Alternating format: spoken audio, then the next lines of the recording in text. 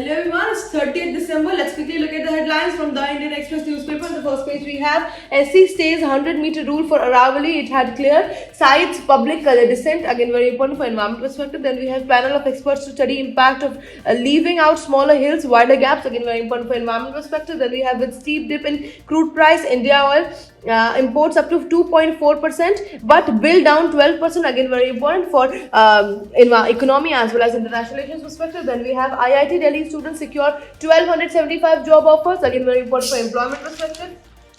Moving forward, we have Delhi's air severe again. Noida emerges as the most polluted city in the country. Again, very important for environment perspective. Then we have not to translocate Botswana cheetahs likely in January or February. Again, very important for environment and biodiversity perspective. Then we have military hardware worth rupees 79,000 crore gets government nod. Again, very important for defense perspective. Then we have 55 tigers dead in MP this year, highest since Project Tiger launched over 50 years.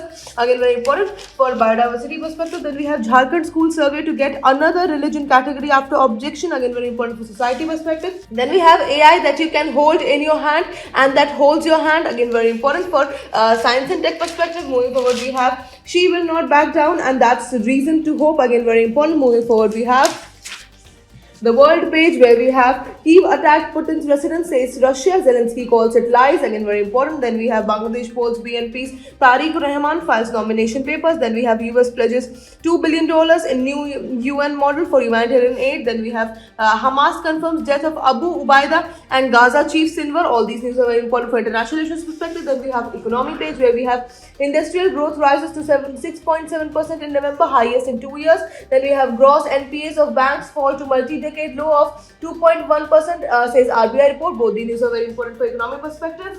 And that is it for today. I will see you in another video. Until then, bye-bye. Take care.